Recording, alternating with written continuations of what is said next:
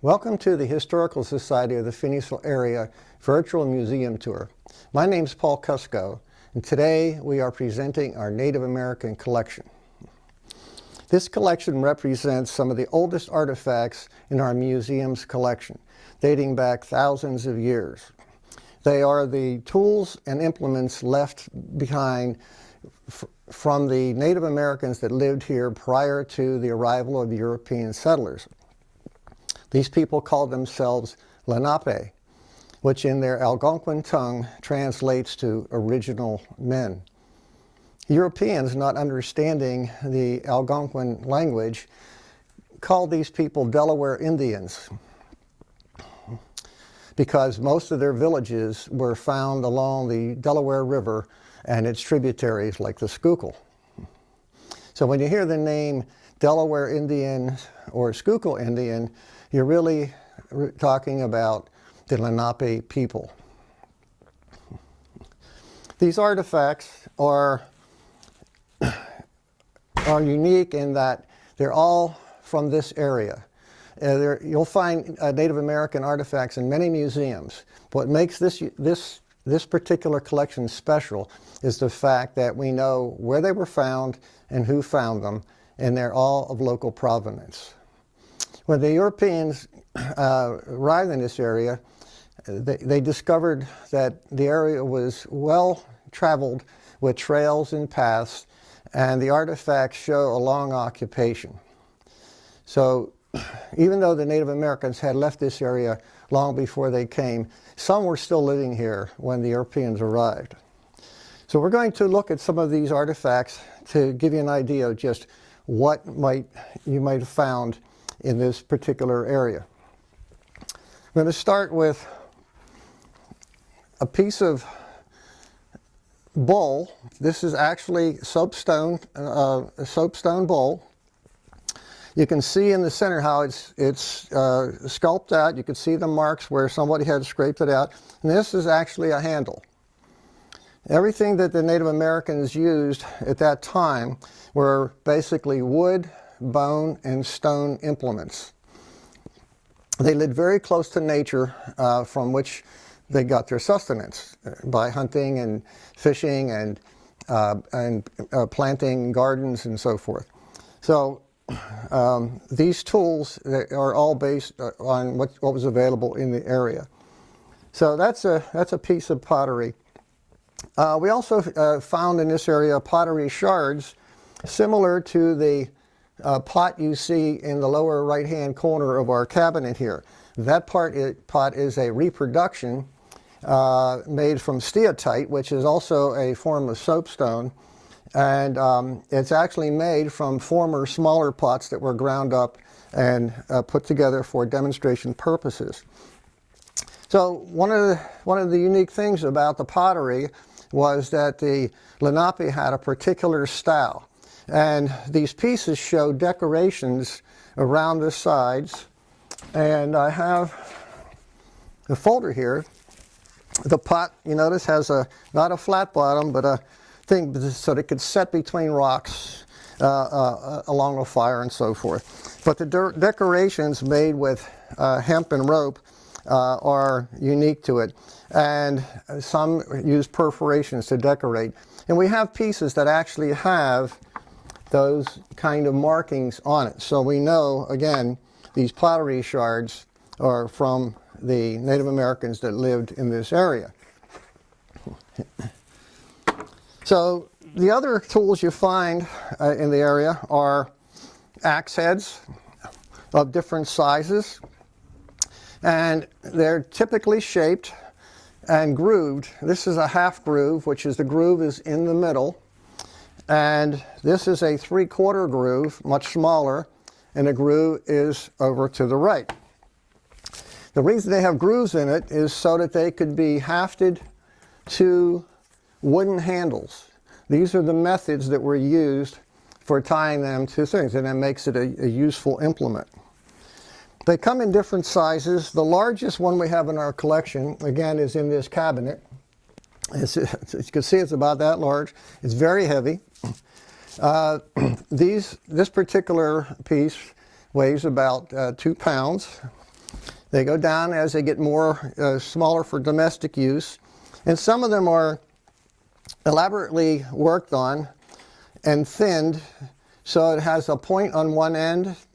And this is more of what they call a celt. It's flat and thin. It would be used more as a household implement than it would be for some larger projects, say like digging out a tree trunk for a canoe or something. Natural stones were also used without having to be too shaped. This was called a mano, and it was actually used by the women for pounding out corn and stuff and berries or whatever in bowls like this, so more like a mortise and pedestal. So they made use of whatever was in the area around them. Other things that they used stones for and did some shaping were net sinkers. Living along the Schuylkill River, it was a great shad fishing river, and they used nets to trap shad, but you had to keep the nets on the bottom of the river. So they would take stones, and again, using another stone, rub a groove around it that you could attach a rope and secure it, and they came in different sizes. So you'll find these things looking like a big peanut with the grooves wrapped around it, and some just the shapes. A useful tool. Other pieces, they like to use sharp, hard rock, and it can make knives and scrapers. So this was chipped and curved so that it could be held in the hand. It was probably a little bit bigger, and if you needed to scrape a hide or whatever the case might be, it makes for an easier scraper. Scraping corn off of a cob, whatever the case might be. Arrow points, spear points, of course, is what most people think of when you think of Native American artifacts. And typically in this area, again, using local stone, the three choices were jasper, quartz, and argillite, all crystalline-based type of rock, lightweight but very strong. And they would be shaped to whatever the need might be. When one of these would wear out, it wasn't thrown away. It was just remanufactured into something else. And this is actually a drill point.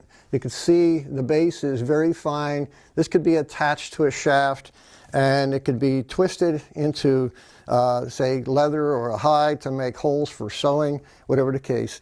So tools came in a variety of usefulness here.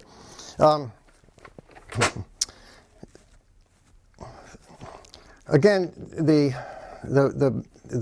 preferred stone for arrowheads and spears and so forth is the jasper or the quartz or the argillite, and you'll see different pieces here. This is actually a piece of a knife. It was much larger. Larger ones were spear points, smaller ones were arrowheads, and again you get into the different shapes for drills and scrapers. The reason this was popular in this area is not far from here. One of the trails went up to Macungie, Pennsylvania, and there are jasper quarries up there where the Native Americans actually went and would bring stone back and work it here. So we have quite a few of the arrowheads in our collection. Most of these that you're looking at here were donated by Rachel McAvoy and found on the McAvoy farm along the Schuylkill River near the Perkiomen Junction, where the Perkiomen comes in. Another avid collector from the area was Phoebe Gilkinson. Both of these ladies were sort of amateur archaeologists and kind of studied their hobby, and both noted their collections and donated them to the public. Mrs. Gilkinson passed many of hers on to the school district, and we have a number of her pieces in our collection, and a lot of the others are by Rachel McAvoy. So we also have a number of pieces brought in by other folks from town who found them and knew where they found it and thought it would be interesting to us. So gradually we've been able to map the area of the Phoenixville area where these things were found.